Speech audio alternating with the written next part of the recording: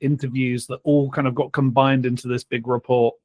So we're going to look into all of that stuff now, starting with AI. How is it being used? Obviously, it's arrived. It's a big deal and everyone's talking about it. But we want to know what is actually happening in real life.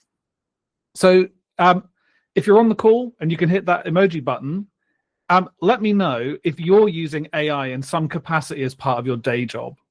Maybe code assistance, document writing, summarizing information. Okay, lots and lots of emojis. I thought there might be, because in the report, we found that 90% of people are using AI to some extent in what they're doing. So this probably isn't a surprise to you because so many of you are using it. But we're all at different stages with this adoption. So as an industry, we need to try things out, find out what it can do, where it's useful. Hopefully we'll share those stories with each other as well so that we know we can kind of use those successes. And we also want to know how we feel about this as consumers. And, you know, we want to think through how we're using it at work in a way that we would want to be hit with it in our own daily lives. So out of these 90% of people that are using AI, we're finding that people are using it about 2 hours a day. There's some people using it more than that. I feel a little bit sorry for whoever it is that's using it for 12 hours a day at work. That's bad news. But we're using it a bit, not for the whole day necessarily, but for a chunk of the day. So yeah, I think if you're in an organization where you're using AI 12 hours a day at work, there are some other problems to solve, maybe not to do with AI. So a good spread there. And out of all of those people using AI, the reliance on it is kind of moderate. So people, this is like, how much do I need it now that I've got used to it to do my job? And there's a few people that are like, yep, I'm depending on this a great deal now. I've really integrated it. And if it was taken away, it'd be a major problem. And there's a few people that are kind of like, yeah, I could probably live without it. But most of us are in the middle somewhere. We wouldn't want to go back to doing the things we're using AI for manually again. So this is a good indication of how embedded it is in our actual workflows. So how does that make us feel about our productivity? Well, there's a lot of positive news here because most people say they feel more productive when they use AI. It's either slightly or moderately, or even in some cases, extremely increasing productivity. And there's a few cases where it's decreasing the productivity. And I think this is where we can share those stories so that we can tell each other, this is what worked for me. This is where I tried to use it and it ended up being more work than it saved me. Like, let's share those stories. And I know that we had some stories recently in the DORA community, so check out the YouTube channel to hear about those. So how does it make us feel about code quality? Because it's no good just being fast, right? We want to kind of make sure that we're going right.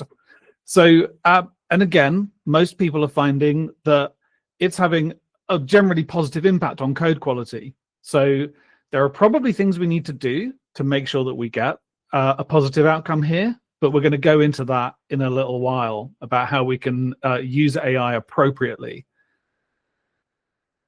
And how much do we trust AI? And this is one that I think is really interesting because even though we're using AI quite a lot, in general, we don't really trust it that much.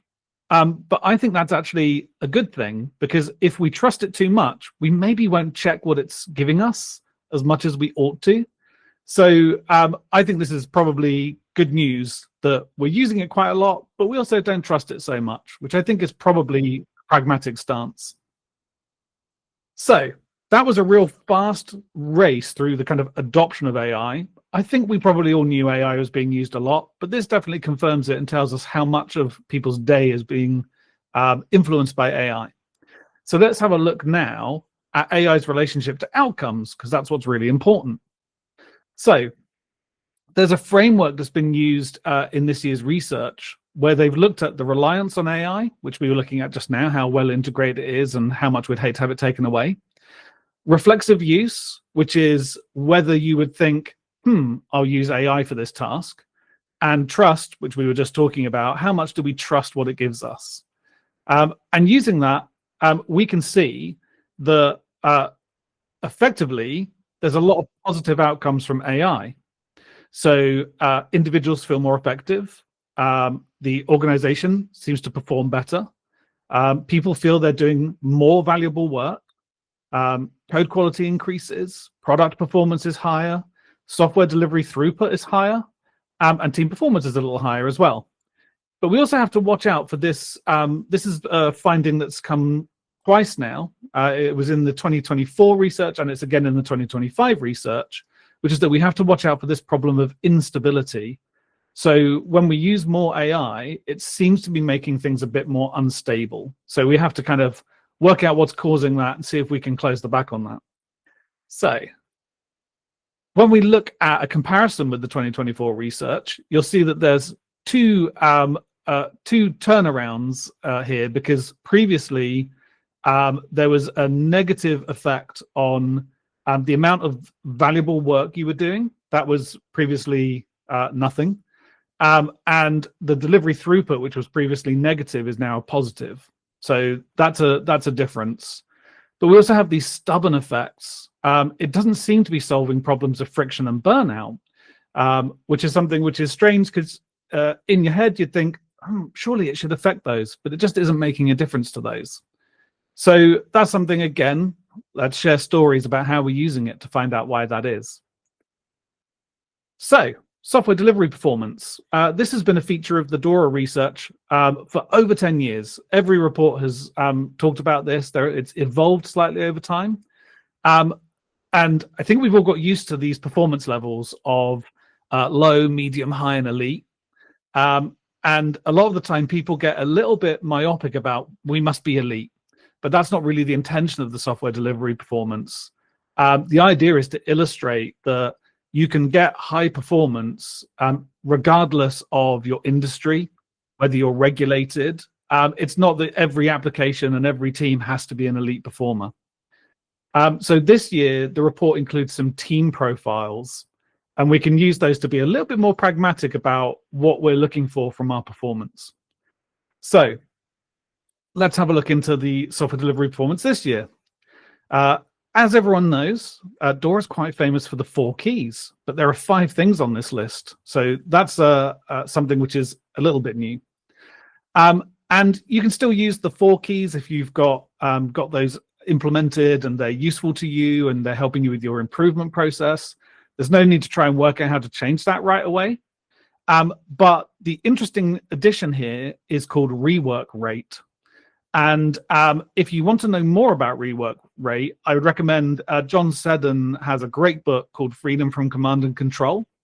And in there, he talks a lot about this thing called failure demand, and how reducing that failure demand effectively gives you a whole chunk of time that you can use to do the work that you really wanted to be doing. So that's a really interesting addition, and I'm looking forward to seeing how people use that. You'll also notice that failed deployment recovery times, which some people call time to recovery, has moved into the throughput category. And if you look at the data from previous years as well, you'll see that if people can deploy often and they have a short lead time for changes, they almost always also have a fast recovery time, because they can use their normal CI/CD pipeline to recover when there's a problem. So it makes sense that this is really a part of that throughput story. And now stability just has this change fail rate and the rework rate. So this is, I love the metrics. I've talked about this slide probably more than all the others. That's just my personal thing. I can't stop talking about metrics. So the DORA research has always gone beyond these software delivery performance metrics, though. Even in terms of what you might measure, it includes things like well-being and job satisfaction and operational performance. So there's lots of other things other than those 4 or 5 keys that you can look at. But it also has, don't forget, all of those capabilities as well. So, you know, things like test data management are still important, even though a lot of conversation right now is around AI. So this is just, I'm not going to read all of these out. These are some things that you could look at, as well as the actual software and how you deliver it. So we spoke about this a couple of seconds ago. Previously we were like low, medium, high, elite performance. There has been a previous attempt to kind of talk more in terms of team profiles, but this is a really detailed version of that this year, where what we're trying to do is show what your metrics might say about where you are as a team. And it allows us to compare them. And don't worry if you can't read this, it might be a bit small. But based on your performance against different measures, you might look like a team that has some very foundational challenges. You have high burnout and high friction and very low software throughput. Or you might be a harmonious high achiever where actually burnout and friction are very low and it's the flow of delivery is really good. So this is like a way of identifying where you are right now so that you can then decide where you want to start improvements. So let's look at just 2 of these team types. There are 7 here, but this is a legacy bottleneck team. This is quite recognizable to me. I think I've been on these teams. It looks a little bit to me like unstable software, burnout and friction are often found together.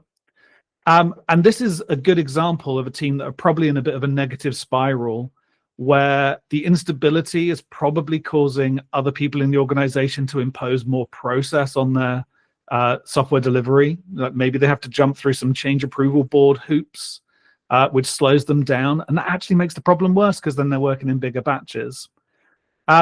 Conversely, harmonious high achievers, this is the great place to be, but I bet there's still more that they could do to improve. This is what happens when you remove those negative traits. So we reduce the burnout and friction, we reduce the instability, we may be able to convince the business to remove some of those constraints they put on us when we were less stable.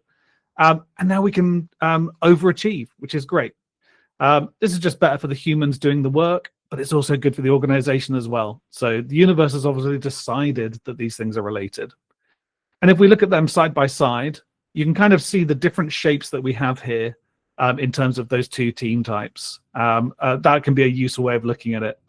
But what I would do if I was using this is I would look at areas where my performance was low and think, what could I do to improve that? So even if I was a harmonious high achiever, I'd be looking at it and saying, well, burnout still exists. Can we reduce that even more? There's still some instability. Can I reduce that?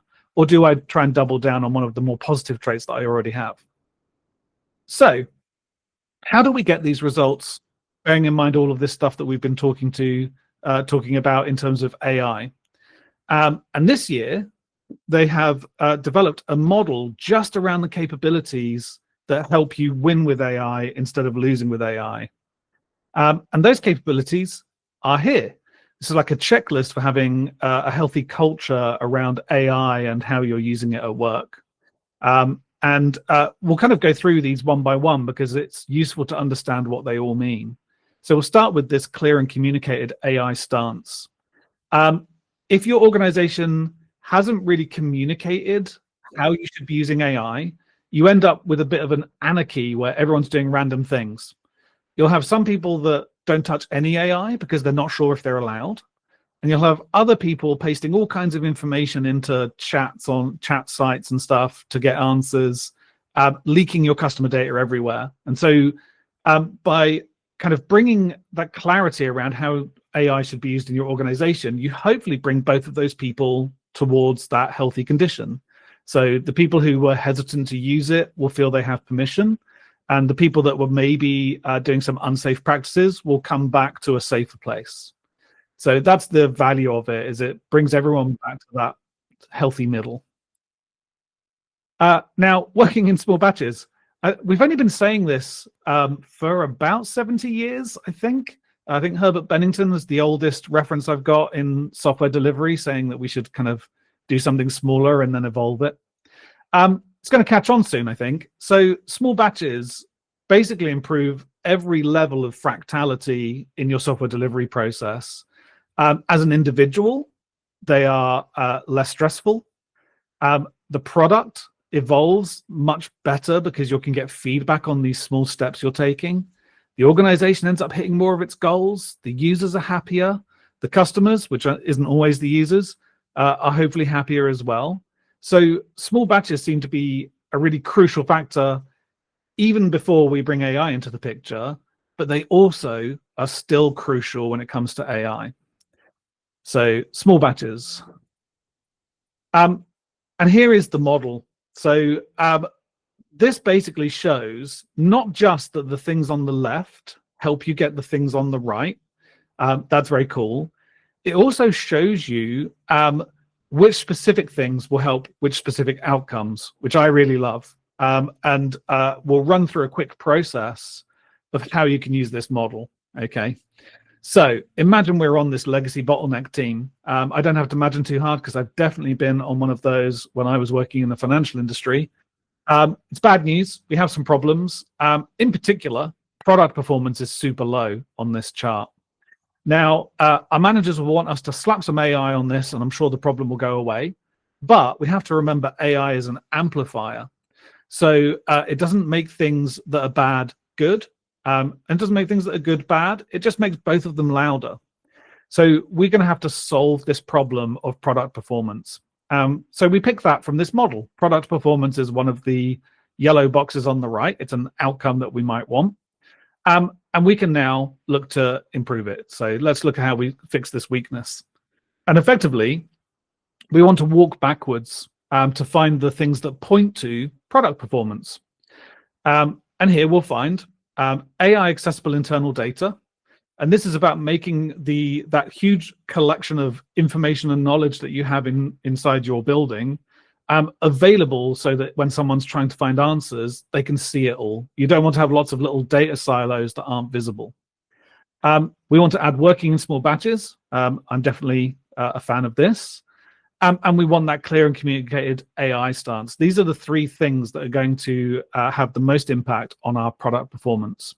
Now, we don't have to change all of this at once. We might pick one of them, solve it, and then repeat through our continuous improvement process to see if this is still what we should be focusing on, and then to choose what we want to try next. But we can also highlight where we think things are chaotic and where the organization can't prioritize our improvement tasks if we put all of our improvement work on the same backlog as our product development work. So that way you can see if it's just stuck. So that's how we basically do it. As we introduce these capabilities, we make it much more likely that AI is going to be helpful to us and amplify goodness rather than just creating more problems. Okay, we're going to move on now to have a quick whiz through platform engineering. Like AI, this has been enjoying some really strong adoption recently. And interestingly, they both seem to be interacting with each other, which we'll look into. So the key findings from platform engineering is it also has huge levels of adoption. It's kind of the conversation now isn't so much about whether you need a platform, but how you should build it. Large volumes of people are having a dedicated platform team, but there's also a lot of people that aren't using a dedicated platform to create their platform. So that's also quite interesting. And probably the crucial thing, this item here that says holistic experience is paramount. What that really means is that platform teams need to look at the developer's end-to-end journey and make it as seamless as possible. So you don't want to get too caught up on individual features. You want to kind of look at that whole piece end to end. And that's why this concept of thin platforms, floating platforms are so popular, because they're all about that holistic view of how developers are getting the work out into the world, instead of zooming in on one area and doing something really amazing, but that still is disjointed. And platforms turn out to be a strategic foundation for AI. So this is on the caveat that high quality platforms, and the high quality piece is important, are essential for unlocking the effect of AI on the organization. This is an effect we see quite a lot, is that any benefits you might get from AI can often just be soaked up by something else that's in your flow of value. So effectively the next thing, like code review, isn't any faster than it used to be. So the speed improvements that you get are immediately lost.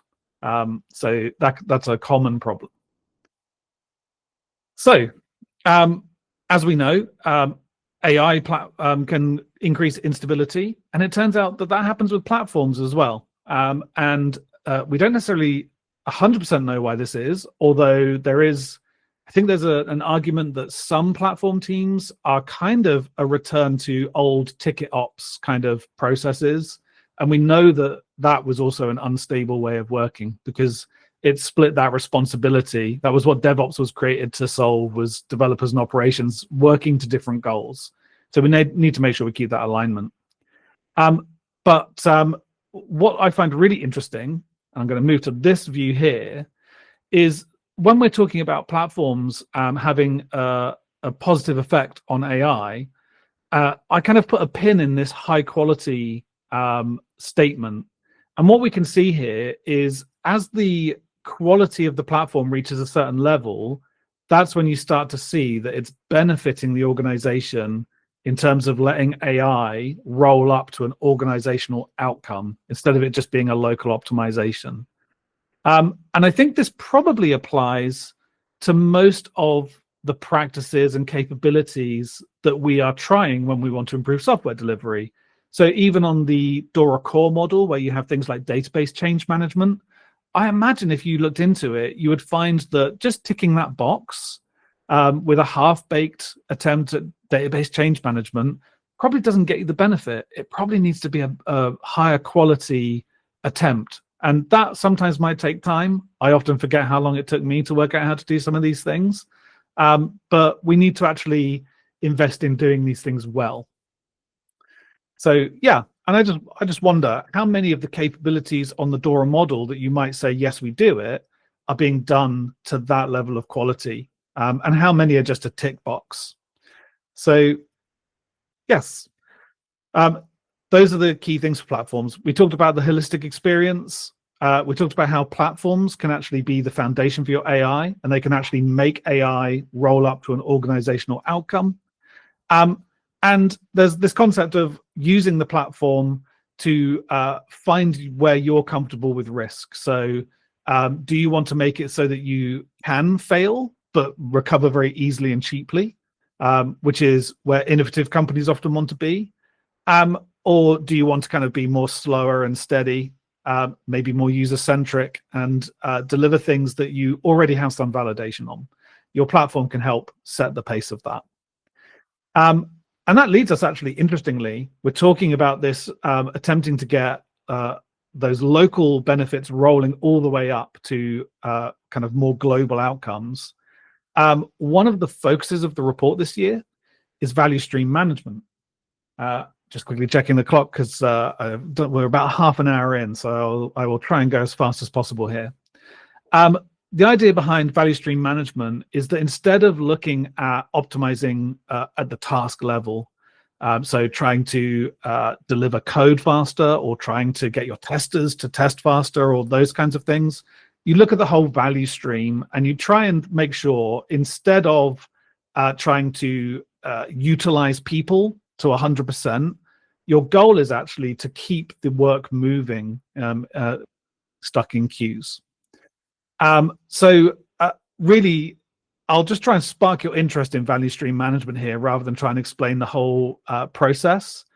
But the idea is that you work together to build a map, and the creation of the map is usually the valuable part. The map is somewhat valuable, but that process of talking it through and understanding it is often where the value is. And it's about creating this smooth flow. So that's the kind of goals that we're looking at achieving. And in the research, VSM was helping with performance, led to people doing more valuable work, and was a force multiplier for AI. So this is another thing we can be looking at in order to make sure we're getting benefits from AI and from any other improvements that we're making as well. And this is the question that Rob asked when he was presenting this chapter on value stream management. Can you draw your software delivery value stream on a whiteboard? Can you actually map it out? How does an idea get all the way through to a working feature in production?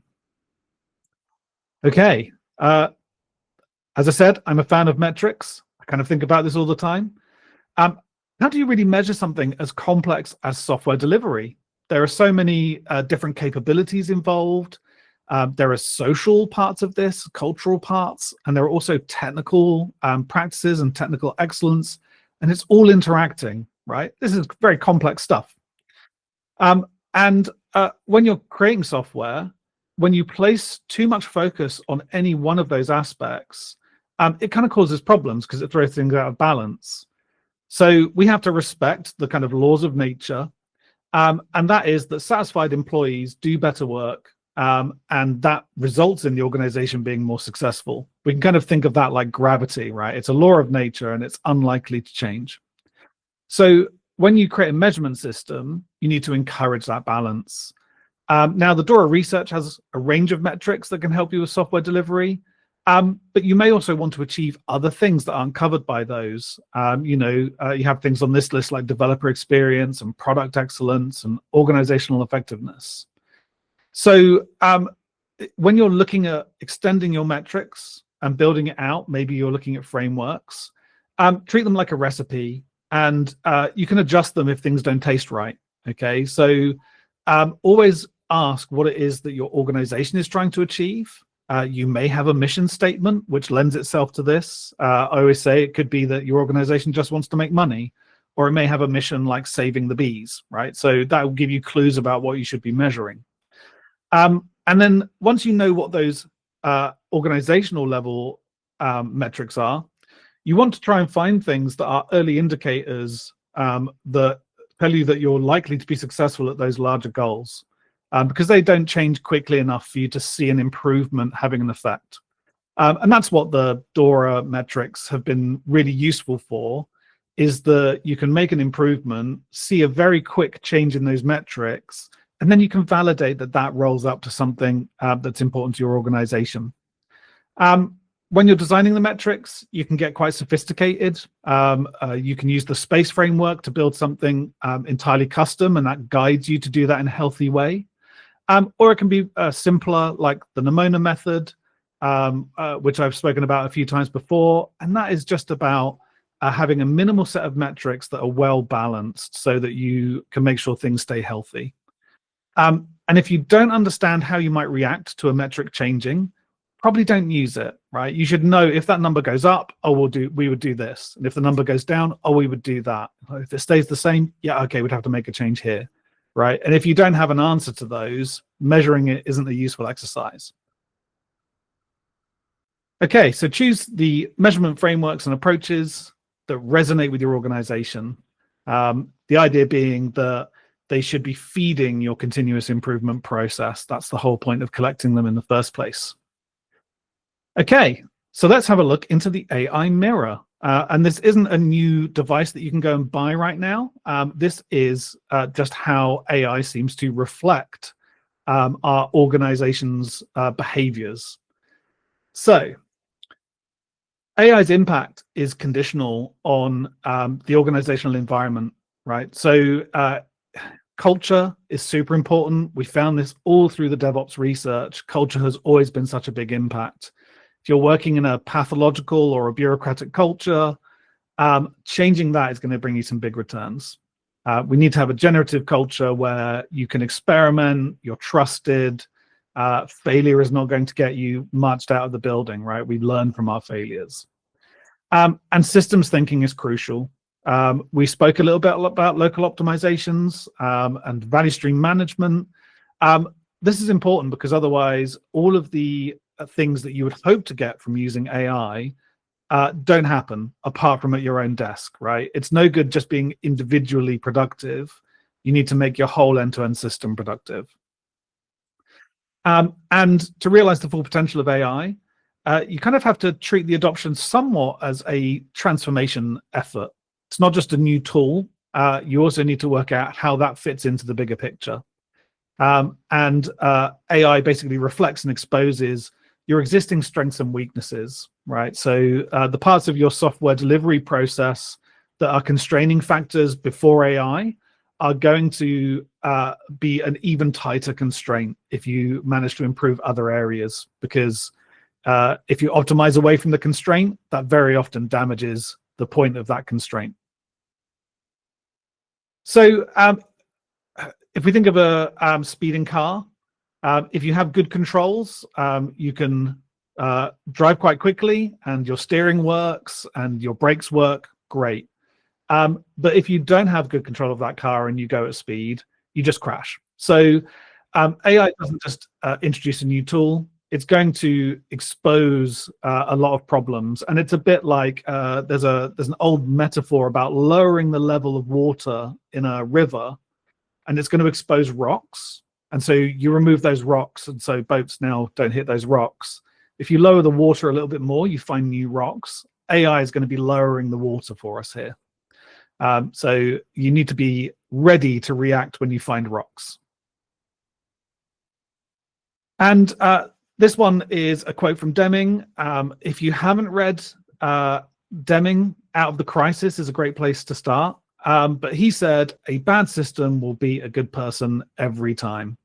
So performance basically emerges from the interaction of all of these different parts within an organization. And as an individual, you can't really change the direction of the organization alone, right? It requires interaction. So performance issues don't really come from individuals. This is why we discourage people trying to measure individual developer productivity, because that's not how software is built. So we need to look at system problems. And another book recommendation's coming. Theory of Constraints is a really good way of looking at this stuff. And Eli Goldratt has a book called The Goal, which I have here. It never leaves. I used to lend it out, and then I lost a couple of copies, and so I've stopped lending it out because it's getting harder to find. But that's a useful way of looking at this problem of optimization. So introducing AI tools without changing that surrounding system is going to limit your returns. But it's a pattern that we've seen before with other technological shifts like cloud adoption and agile and DevOps. So we have to be willing to evolve with it. And the report outlines two paths of transformation. Augmenting, which is preparing the systems to carry gains. This is removing friction in existing workflows so that they can be accelerated. And evolving, which is designing for what might now be possible that wasn't possible before. So let's flick to this slide. I've taken 40 minutes or so to kind of rush through all of these amazing findings. There's 150 pages of pure gold in this report.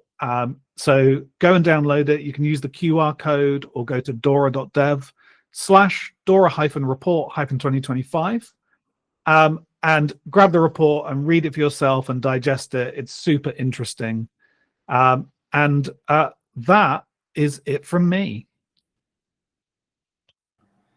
What a wonderful session, Steve. Thank you so much. And I was almost mesmerized. And now that we are done with the walkthrough, I realized that we only have 3 minutes. So we'll take maybe 1 or 2 questions today, but we have a lean coffee discussion where we would love to hear a lot more questions and discussions from you all in a dedicated session for it. And if you are already in the community, you'll get that on your calendars automatically. You just have to accept it. And if you're not on the community, go just join it. And there are a couple of links where you can be updated about it. You will get this session on YouTube. You can join the community from dora.community. And yeah, you can reach out to me or Steve for any questions that you have.